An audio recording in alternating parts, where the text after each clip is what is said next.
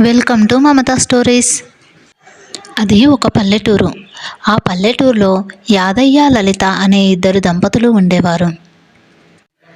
వారికి కొద్దిపాటి భూమి మాత్రమే ఉంది.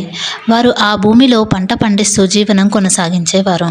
అలాగే వారి దగ్గర ఒక ఆవు కూడా ఉండేది. లలిత, మనం పొలానికి వెళ్ళాలి. పద. ఇంకా ఇంట్లో ఏం చేస్తున్నావు? వస్తున్నానండి. మన కిట్టుగాడు ఏం చేస్తున్నాడు? వాడు కూడా పొలానికి రావడానికి రెడీగా ఉన్నాడు. నీదే లేటు. ఏవండి, ఈసారి పంట బాగానే ఉంది, కానీ మనకు గిట్టుబాటు ధర పడితే బాగుండు. బాధపడకే. మన అదృష్టం బాగుంటే మంచి ధర పలుకుతుంది, లేదంటే లేదు. అంతే మన తలరాత అనుకుందాం. కానీ ఇప్పటి నుంచి బాధపడకు. సరే, నేను ఈ పంట తీసుకొని అంగడి వెళ్ళొస్తాను. నువ్వు కిట్టుగాన్ని తీసుకొని ఇంటికి వెళ్ళు. అలా యాదయ్య ధాన్యం బస్తాలు తీసుకొని అంగడికి వెళతాడు. లలితనేమో కిట్టుగాన్ని తీసుకొని ఇంటికి వెళ్తుంది. ఏమయ్యా, నీ ధాన్యానికి 10 నాణాలు మాత్రమే వస్తాయి. నీ ఇష్టం ఉంటే అమ్ము, లేకుంటే లేదు. అదేంటయ్యా అలా మాట్లాడతారు? కనీసం 20 నాణాలన్నా ఇవ్వండి. ఈసారి రేటు బాగానే ఉంది కదా. 2 రోజుల క్రితం వరకు రేటు బాగానే ఉంది, కానీ రేటు పడిపోయింది. దానికి మేమేమి చేయలేము. మీ ఇష్టం ఉంటే అమ్ము, లేకుంటే లేదు. ఇంకా చేసేది ఏమీ లేక యాదయ్య తన ధాన్యాన్ని అక్కడే పెట్టి 10 నాణాలను తీసుకొని ఇంటికి వెళ్తాడు. ఏంటండి మీరు అలా కూర్చున్నారు? ధాన్యం అమ్ముకొచ్చారు కదా, రేటు బాగానే వచ్చింటది. ఎందుకు అంత బాధగా కూర్చున్నారు? రేటు బాగానే రావడం ఏంటి? ఎక్కడ ఉంది రేటు? మనకున్నదే కొద్ది పొలం. ఆ పొలంలో పండించిన పంటకి 10 నాణాలు మాత్రమే వచ్చాయి. సంవత్సరం అంతా ఆ 10 నాణాలతో మనం ఎలా గడుపుతాము? అందుకే అండి నేను ఊరికే అంటాను, మనకు ఒక కొడుకునుంటే వాడు మన ఈ ముసలితనానికి వాడు చేసుకొస్తే చాలా బాగా ఉంటుండే. పిల్లలు లేరని నువ్వేమి బాధపడకే. అదిగో మన కిట్టుగాడు ఉన్నాడు కదా, వాడే మన కొడుకు అనుకుందాం. అయినా చూద్దాంలే, ఈ 10 నాణాలు అయిపోయే వరకు తిందాం. ఆ తర్వాత ఇలా రాసిపెట్టి ఉంటే అలాగే జరుగుతుంది.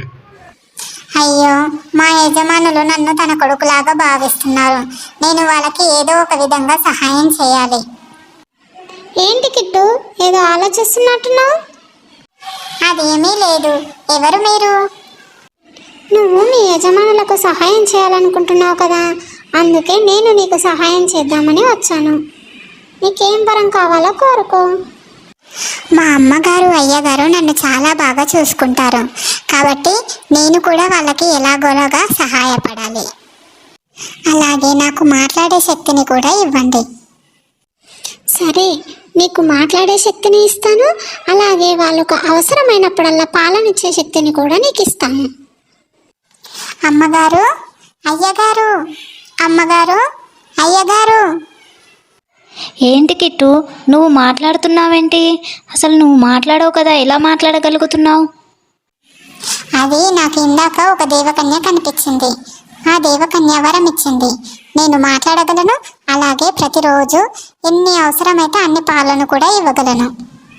ఆ వార్త విన్న ఇద్దరు చాలా సంతోషపడ్డారు. మరుసటి రోజు నుంచి పాల వ్యాపారం మొదలుపెట్టారు. వారి పాల వ్యాపారం బాగా సాగింది. రోజు రోజుకి వాళ్ళ పాల వ్యాపారం పెరగసాగింది. ఎవరింట్లో ఫంక్షన్స్ ఉన్నా, దావత్లు ఉన్నా వాళ్ళకే ఆర్డర్లు ఇచ్చేవారు. ఒసే, చూసావా, నువ్వు ఎప్పుడు కొడుకులు లేరు, పిల్లలు లేరు అని బాధపడుతూ ఉంటావు. మన కిట్టుగాడి వల్ల మనకి ఎంత మేలు జరుగుతుంది. ప్రతిరోజు మన పాల వ్యాపారం చాలా బాగా కొనసాగుతుంది. అదంతా కిట్టుగాడి వల్లే.